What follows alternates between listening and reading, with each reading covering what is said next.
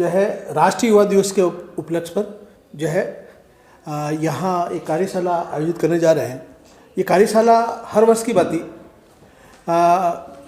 बुनियाद creative society आयोजित करती है, क्योंकि जो बुनियाद क्रिएटिव सोसाइटी है इसका जो महत्व, जो इस सोसाइटी की स्थापना ही जो है इस स्वामी विवेकानंद जी के मार्गदर्शन और विचारों के आधार पर गठित की गई है।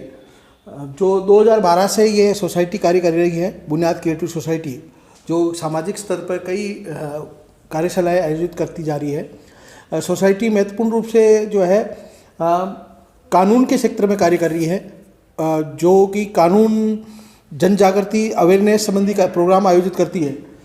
समय समय पर अब तक जो 2012 से लगाकर अब तक जो है चित्तौड़गढ़ के आसपास के कई क्षेत्रों में जो है ये कार्यशालाएँ आयोजित की है और सामाजिक कार्य किए हैं। अब तक जैसे केलझर महादेव, संगम महादेव और ऋषि मंगरी, नीलिया महादेव और इसके अलावा खड़िया महादेव और समय समय पर विभिन्न गांवों में जो है चौपालों में जो है कार्यक्रम आयोजित करते जा रही है। आज जब हम इकट्ठे हुए हैं राष्ट्रीय युवा दिवस पर, और राष्ट्रीय युवा दिवस क्यों बनाया जाता है इसके ऊपर कुछ जानकारी मैं संक्षिप्त में देना चाहता हूँ। यद्यपि इसके बारे में जो विस्तृत जानकारी जो है महाराणा प्रताप विधि महाविद्यालय के जो है विधिवेता आगे आपको देंगे। राष्ट्रीय युवा दिवस से जो बनाया जाता है स्वामी विवेकानंद जी की जो है जन्म के उपलक्ष्य पर, क्योंकि आज ही के दिन 12 जनवरी 1863 को स्वामी विवेकानंद जी का जन्म हुआ है। और स्वामी विवेकानंद जी युवा थे, युवा उम्र आयु में ही जो है अपना जो है इस जीवन को खो दिया इन्होंने, जो कि 4 जुलाई 1902 को, यानी केवल 39 साल की उम्र में ही जो है अपना जीवन खो दिया है। विवेकानंद जी का जो महत्वपूर्ण जो पूरा जो विचार होते थे वो युवाओं पर आधारित होते थे। युवाओं को प्रेरणा देने के लिए हमेशा कार्य किया है। कई ऐसे इन्होंने कार्य किए हैं जिसके कारण जो है युवा इनसे सीखते हैं और युवा आगे बढ़ने के लिए हमेशा ये सोचते हैं कि किस तरह हम विवेकानंद के विचारों को जो है अपने जीवन में उतारें, और इसीलिए जो है राष्ट्रीय युवा दिवस मनाया जाता है। इस राष्ट्रीय युवा दिवस के उपलक्ष्य पर आगे आपको जो है मैंने जैसा पूर्व में बताया कि जो है विधिवेता जो है हमारे और कॉलेज के प्रबंधक जो है अपने विचार रखेंगे, जो संक्षिप्त में विचार रखेंगे, ताकि आपको जो है जो संक्षिप्त विचार ही जो है आपको जीवन को आगे बढ़ाते हैं और जीवन में जो है काफ़ी प्रेरणा देते हैं। धन्यवाद। आज का विशेष कार्यक्रम स्वामी विवेकानंद जी की जयंती समारोह के उपलक्ष्य में बुनियाद क्रिएटिव सोसाइटी द्वारा आयोजित किया जा रहा है, और विशेष रूप से मैं इस पर अपने विचार व्यक्त करने से पूर्व हमारे सभी जो बुनियाद क्रिएटिव सोसाइटी के द्वारा एक महाराणा प्रताप विधि महाविद्यालय की स्थापना की गई है और वो भी संचालित किया जा रहा है। उसके हमारे महाराणा प्रताप विधि महाविद्यालय के प्राचार्य डॉक्टर एच.डी. व्यास, हमारे विद्वान सभी असिस्टेंट प्रोफेसर्स, मैडम दादीज, विष्णुप्रिया दादीज, आनंद जी दादीज एवं मैडम पूजा राजोरा, हमारे स्टाफ के समित शर्मा और दीपक जी, मैं सभी को विशेष रूप से इस कार्यक्रम के आयोजन के लिए विशेष रूप से बुनियाद क्रिएटिव सोसाइटी की ओर से रखा गया है महाविद्यालय परिसर में। मैं सोचता हूँ कि ये युवाओं के लिए एक प्रेरणा स्तोत्र के रूप में लिया जाएगा और पूरा राष्ट्र स्वामी विवेकानंद की जयंती को युवा सप्ताह के रूप में मनाता है। और इन्होंने अपने जीवन में युवा काल में ही अपने जीवन को छोड़ दिया था, इसलिए और इन्होंने इतनी छोटी सी अवस्था में जो टारगेट्स, जो अचीवमेंट्स इन्होंने प्राप्त किए वो बहुत बहुआयामी है। इन्होंने विशेष रूप से हिंदू धर्म के बारे में विश्व को बहुत संदेश दिया है। भारतीय सहिष्णुता के बारे में भी, हिंदू सहिष्णुता के बारे में भी इन्होंने काफ़ी प्रचार प्रसार किया। विदेश में भी इनकी काफ़ी संस्थाएं हैं और उन संस्थाओं के द्वारा जो आज भी विदेश में, यूरोपीय राष्ट्रों में, अमेरिका, कनाडा, सभी अंतर्राष्ट्रीय मंच पर भी इनके संगठन हैं जो इनको कार्यक्रम को संचालित कर रहा है। मैं इस विशेष अवसर पर ये निवेदन करना, ये अपने उद्बोधन में अपने विचार करना चाहता हूँ कि स्वामी विवेकानंद ने जो राष्ट्र, अपना जीवन राष्ट्र के प्रति समर्पित किया, इन्होंने विवाह भी नहीं किया, विवाह करने से भी मना कर दिया और इस प्रकार अपना पूरा जीवन राष्ट्र के लिए समर्पित किया, ये हमारे लिए एक बहुत ही प्रेरणा का विषय है। और जो महापुरुषों की जयंतियाँ हम मनाते हैं उसमें हम कुछ न कुछ प्रेरणा राष्ट्र के और विशेष रूप से राष्ट्र धर्म का जो इन्होंने महत्व रेखांकित किया है। और इस आज के दिन हमारा जो भारतीय गणतंत्र जो स्थापित हुआ है उसमें राष्ट्रीयता की अति आवश्यकता है, क्योंकि 1947 से पूर्व जो आज हमारा भारतीय जो स्वरूप है वो ऐसा इस प्रकार का नहीं रहा है। हमारे यहाँ 565 करीबन देसी रियासतें थी जो एक प्रकार से अलग संचालित हो रही थी। और केंद्रीय प्रशासन जो भारत का था वो बहुत ही कम क्षेत्रों में था। डायरेक्ट जिसको एडमिनिस्ट्रेशन, लॉ एंड एडमिनिस्ट्रेशन के पॉइंट ऑफ व्यू से विचार करें तो ये बहुत ही सीमित क्षेत्र में था। और आज़ादी के साथ ही हमने ऐसे संवैधानिक व्यवस्था के तहत पूरा भारत को एकीकृत किया गया है। वो ऐसा एकीकरण का उदाहरण आपको इतिहास में पूर्व में नहीं मिलेगा। चाहे भले इससे पूर्व भारतीय शासन राज्यों का भी शासन रहा हो, परंतु ऐसा एकीकरण व्यवस्था जो है आज की तारीख में जो अभी वर्तमान में चल रही है, ये स्वरूप जो 75 साल करीबन होने जा रहे हैं, तो ये स्वरूप जो हमने प्राप्त किया है उसको एक बनाए रखने के सबसे महत्वपूर्ण चीज़ है। उसी को एक बनाए रखने के लिए आज हमें राष्ट्रीयता की हमें आवश्यकता है। और वो राष्ट्रीयता की अवधारणा जो स्वामी विवेकानंद ने प्रत्येक भारतीय को दी है वो बहुत महत्वपूर्ण है। आज के दिन हमें विशेष रूप से राष्ट्र की एकता को जोड़ देते हुए मैं अपने विचार को विराम दूंगा। राष्ट्रीय झंडा जो भारत की एकता और अखंडता की जो है समृद्धि और बनी रहे। जय हिंद, जय भारत। जैसा कि हम जानते हैं कि आज हम युवा दिवस के रूप में पूरा देश इस उत्सव को मना रहा है। जैसा विवेकानंद जी के उपलक्ष्य में इस उत्सव को मनाया जाता है। हमारे देश में ऐसे तो बहुत से महापुरुष हुए हैं, लेकिन युवाओं को एक प्रेरक के रूप में बताने के लिए हमें विवेकानंद को विवेकानंद महापुरुष के रूप में काम लेते हैं। विवेकानंद जी के उपलक्ष्य के संबंध में अगर कुछ बातें बताना चाहूँ तो मैं इनके कुछ विचार थे जो पूरे देश के मानने के लिए बहुत अच्छे हैं, जिससे हमारा युवा वर्ग आगे बढ़ सकता है। पहला विचार इनका एक ये था कि खुद को कभी कमज़ोर नहीं समझना चाहिए। आज हमारा राष्ट्र जो युवा राष्ट्र कहलाता है वो अपने आप को इस तरह से समझता है जैसे सबसे ज़्यादा कमज़ोर वही है, कहीं भी कुछ नहीं मिलता है तो हताश हो जाता है। इस तरह के विचार कभी रखना नहीं चाहिए, क्योंकि हम उस देश में रह रहे हैं जहाँ पर विवेकानंद जी जैसे सामान्य पुरुष भी एक बड़े स्तर पर गए थे। आपको पता होगा शिकागो सम्मेलन में पूरा विश्व का नेतृत्व करने वाला एक ही बंदा था, एक ही व्यक्ति थे जो हमारे देश की छवि को, संस्कृति को और हर तरह से बात को बताने के लिए उन्होंने एक मंच बनाया।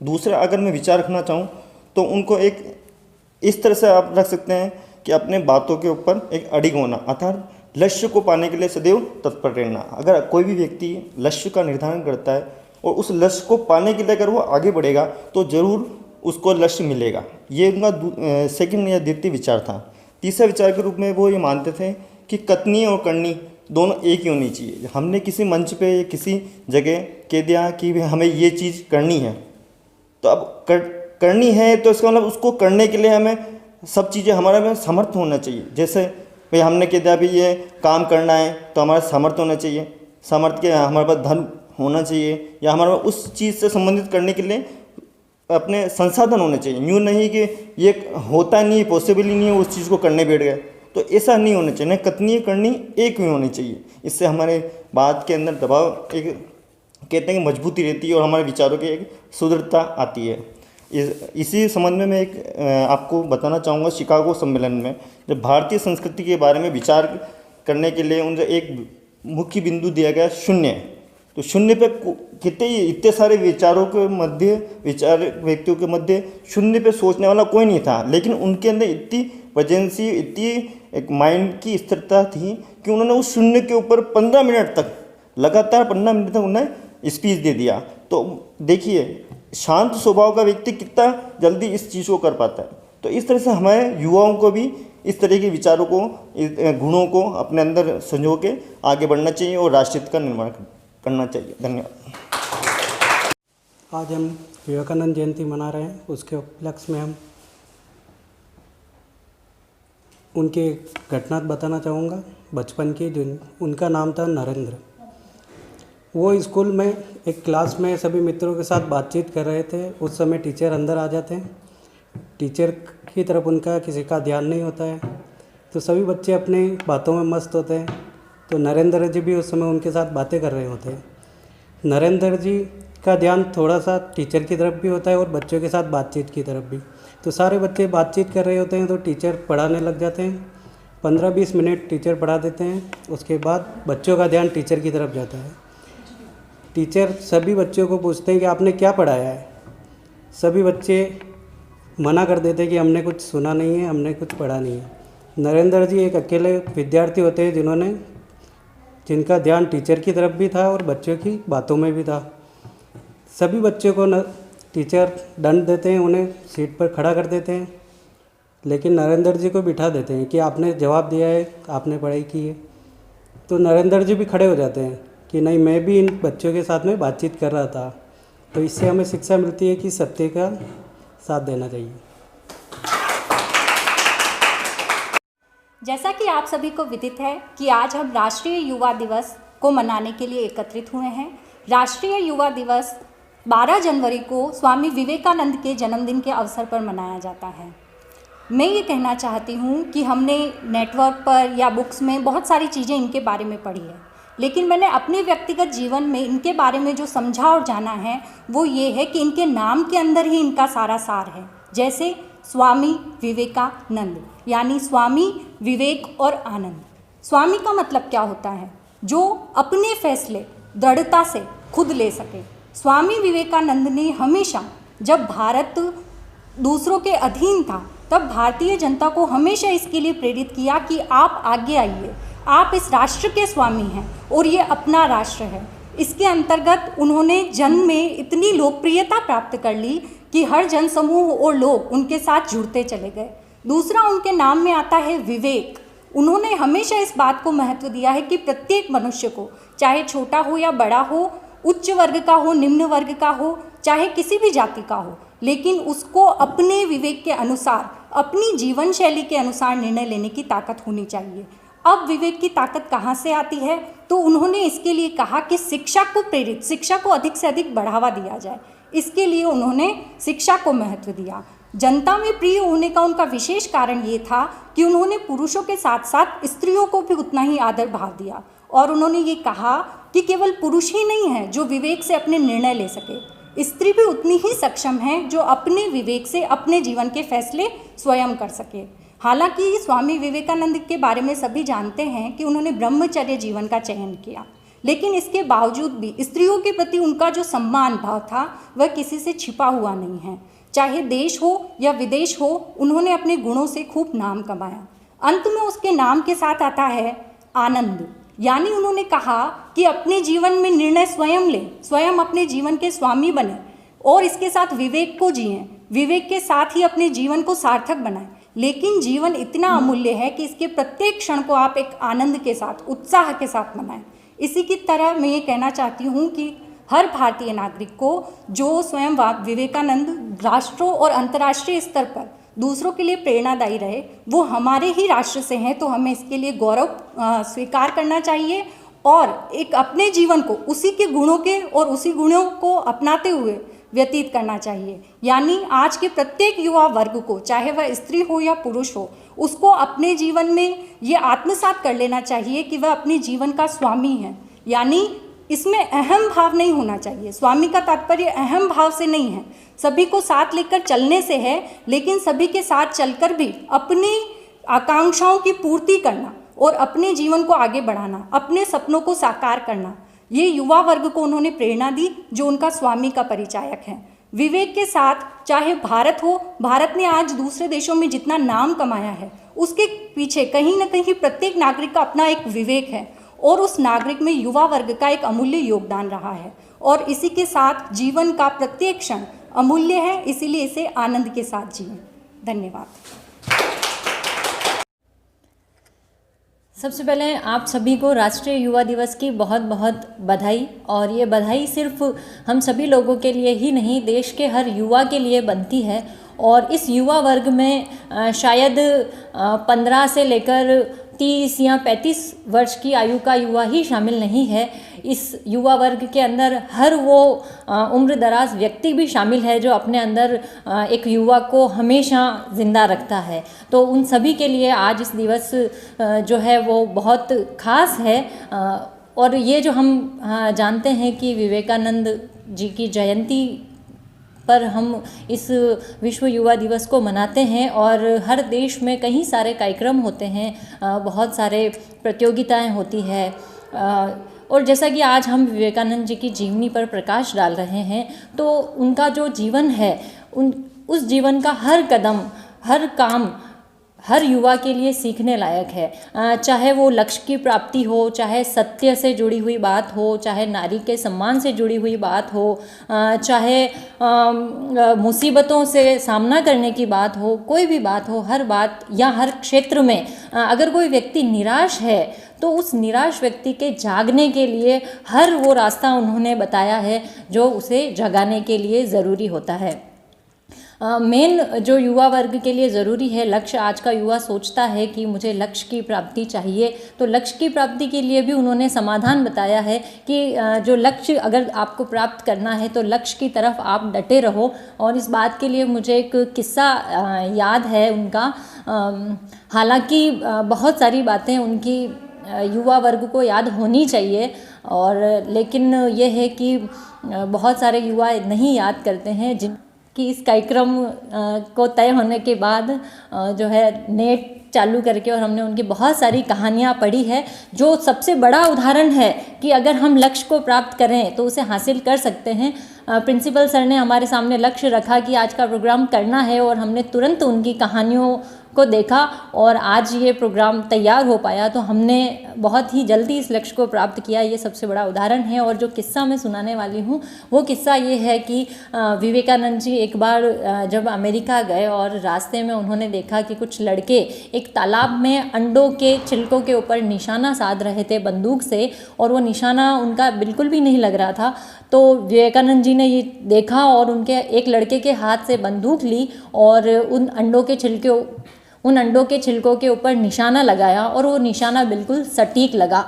तो ये देखकर वो सारे लड़के बहुत ही आश्चर्यचकित हो गए थे और उन्होंने उनसे पूछा कि ये हम लोगों से ये निशाना नहीं लग रहा था, तो आपसे कैसे लगा? तब उन्होंने कहा कि जो टारगेट है अंडों के छिलके, उनकी तरफ बहुत ध्यान रखो, इधर उधर बिल्कुल नहीं भटकना है, कोई भी चीज़ असंभव नहीं है, सिर्फ अपने लक्ष्य की तरफ ध्यान दो तो वो लक्ष्य तुम्हें ज़रूर प्राप्त हो जाएगा। तो इस तरीके से बहुत सारे किस्से हैं, बहुत सारी कहानियाँ हैं।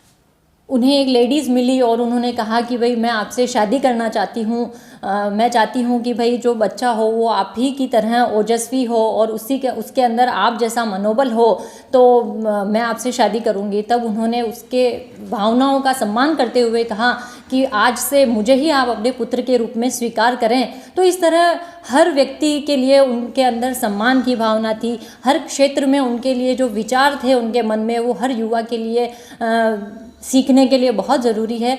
तो मैं तो ये समझती हूँ कि जब भी कोई ये सोचता है कि हमें किसे आदर्श के रूप में स्वीकार करना है, तो सबसे पहले विवेकानंद जी का नाम ही मन में आता है। और विवेकानंद जी के रास्ते पर शायद अगर कोई चले तो वो ज़रूर उपलब्धियाँ, लक्ष्य, चाहे कोई भी क्षेत्र हो, उसे प्राप्त कर सकता है।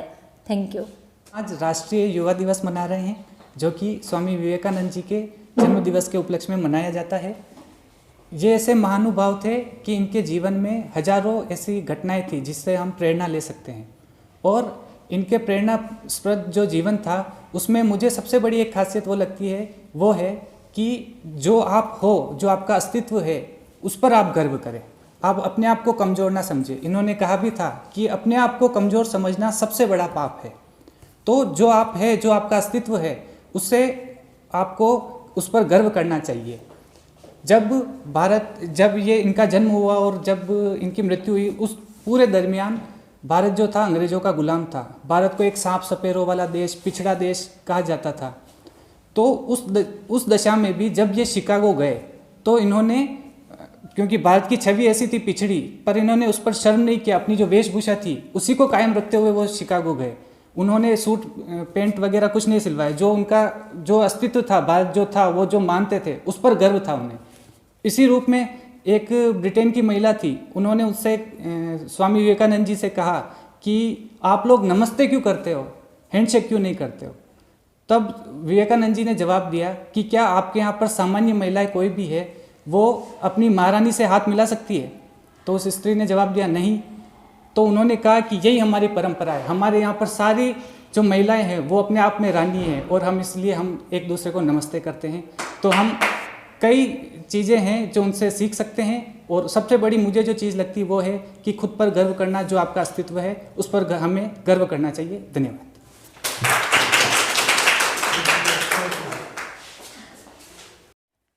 तो आज राष्ट्रीय युवा दिवस के अवसर पर इस कार्यशाला में हम सभी ने स्वामी विवेकानंद जी के बारे में और उनकी जीवनी के बारे में, उनके लक्ष्य, उनके आदर्श और उनके व्यक्तित्व के बारे में चर्चा की। और इसी के साथ मैं धन्यवाद देना चाहूँगी आप सभी का कि आप सभी इस कार्यशाला में शामिल हुए और आज इस दिवस को बहुत ही विशेष बनाया है। और आप सभी का बहुत बहुत धन्यवाद।